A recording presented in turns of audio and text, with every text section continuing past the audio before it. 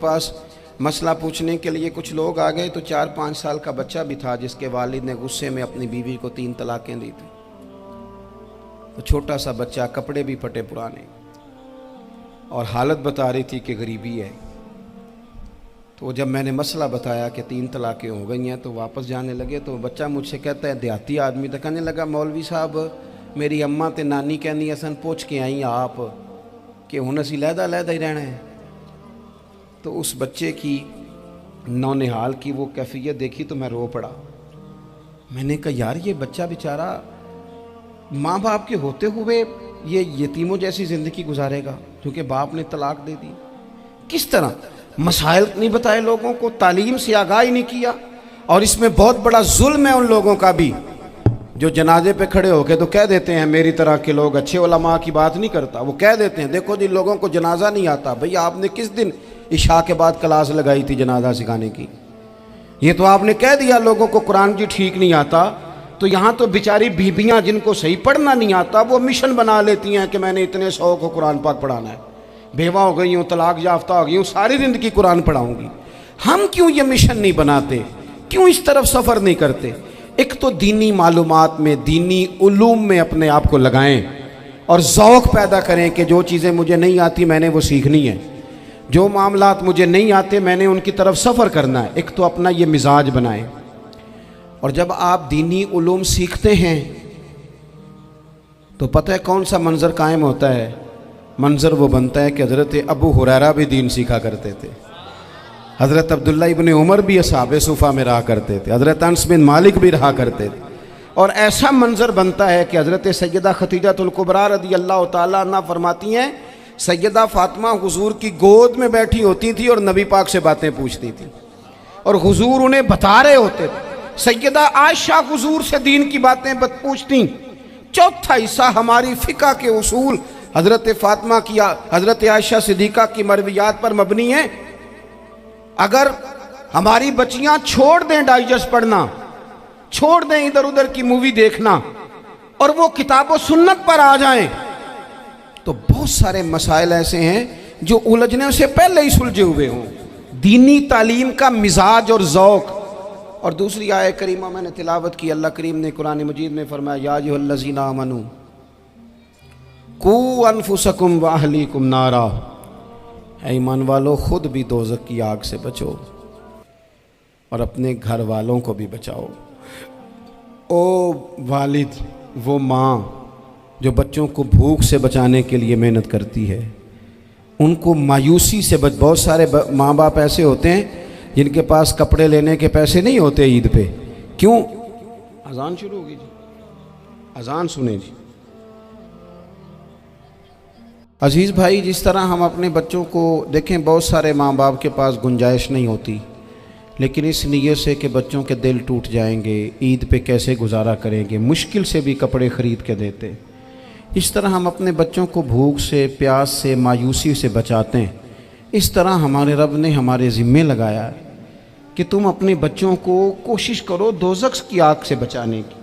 हज़रत उमर फ़ारूक रज़ी अल्लाह तआला अन्हु ने अर्ज़ किया था, या रसूल अल्लाह सल्लल्लाहु तआला अलैहि वसल्लम, इस आया करीमा का माना क्या है? तो महबूब करीम अलैहिस्सलाम ने फरमाया, उमर, जिन चीज़ों का अल्लाह तुम्हें हुक्म देता है तुम अपने घर वालों को उन चीज़ों का हुक्म दो।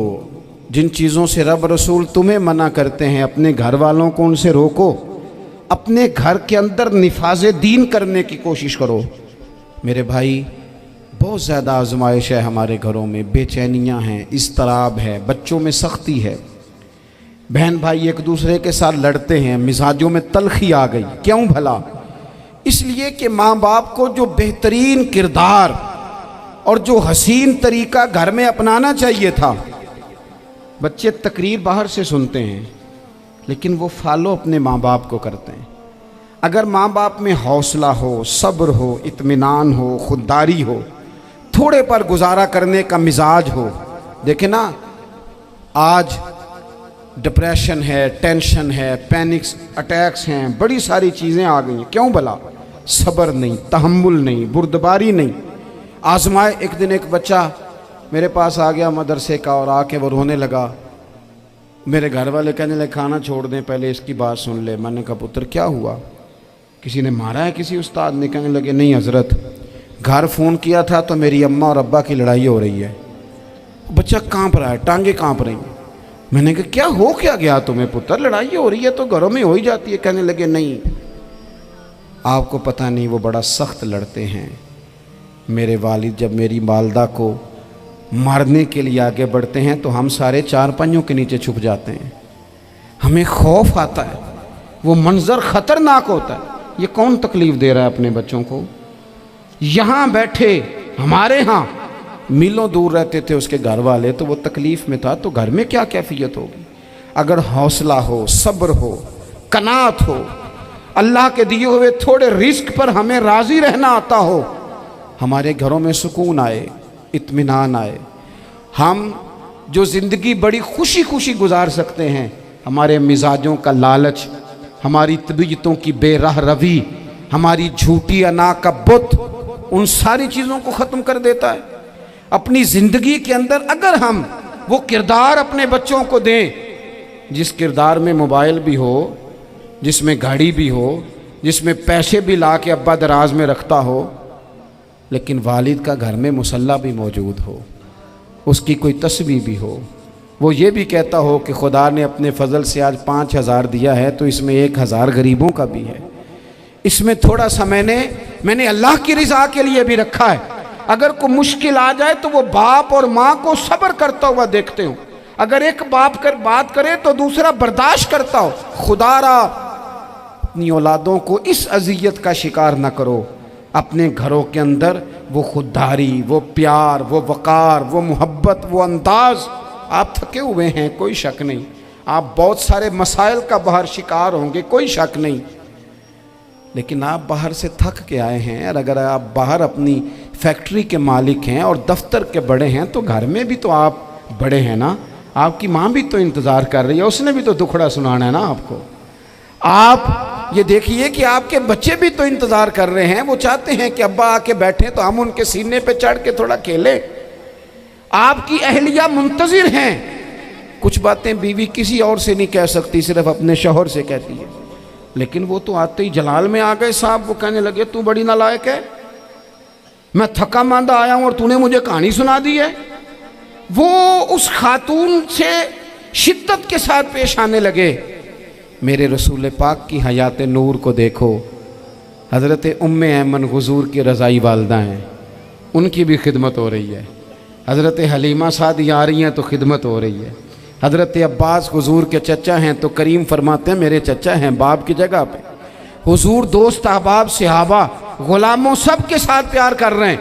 9 अज़वाज मुतहरात हैं घर के अंदर। और कैफियत ये है कि हुज़ूर सिर्फ उनकी ज़रूरतों का ही ख्याल नहीं करते, ख्वाहिशात का ही ख्याल नहीं करते, बल्कि मेरे करीम का तरीका ये है कि कोई बंदा आज बोल क्या रहा है, वो कहाँ खड़ा है, आज उसके जुमले किस तरह के हैं, उसका लहजा किस तरह का हो गया है और उसे ठीक कैसे करना है। महबूब इसका ख्याल फरमाते, तवज्जो करते। मैं कहता हूँ कि हम सब को शौक़ आया है आराम करने का। मैं सुबह 11 बजे से पहले अपने घर से निकल आया था और ये वक्त आ गया है और रात को खुदा जाने किस वक़्त घर पहुँचना है। कई दफ़ा कैफियत ये होती है कि गाड़ी से उतरते हैं तो फिर दिल करता है कि कोई उठा के चलाए ना कभी। इसके बावजूद बहुत सारे लोग नाराज़ रहते हैं कि हमसे मिल के नहीं गए, फ़ोटो नहीं खिंचवा के गए, फलानी जगह चाय नहीं पी के गए। ये तसलसल है। लेकिन मैं जितना मर्ज़ी थका मांदा घर जाऊँगा ना, कभी ऐसा नहीं हुआ कि मैं घर जाऊँ तो बड़ी टेंशन में जाऊँ। मेरी घर वाली एक दिन मुझसे कहने लगी आपने कभी नहीं कहा कि मैं थका हुआ आया। बंदा थक भी तो जाता ही है ना, कभी कहाँ करे ना। मैंने उसे कहा पता क्यों नहीं कहता, इसलिए नहीं कहता कि मैं नहीं चाहता कि मेरे बच्चे ये कहें कि हमने दीन नहीं पढ़ना, हमारा बाप तो बड़ी मुश्किल में है। हम अपने काम के बारे में अपने घर में शिकवे करते हैं। आप किसी बच्चे से पूछ लें कौन सा काम करना है, कहता जो अब्बा जी कर दे रहे वो नहीं करना। क्यों? कि अब्बा जी हर रोज़ तो कहते हैं मैं बड़ा उलझ गया हूँ, ये काम बड़ा मुश्किल है। मैं चाहता हूँ कि मैं अपने बच्चों को ये बताऊँ कि पुत्र मैं तो जिधर जाता हूँ फूल ही फूल हैं। मैं तो जिधर से गुज़रता हूँ मोहब्बत ही मोहब्बत है, मैं तो जिधर से देखता हूँ दुआएं ही मिलती हैं, ताकि उनका शौक़ पैदा हो। मेरे अजीज़, आप थोड़ा सा दिल बड़ा करें। अगर आप एक की वजह से पूरा घर सुकून में आ जाता है तो आप दिल बड़ा क्यों नहीं करते?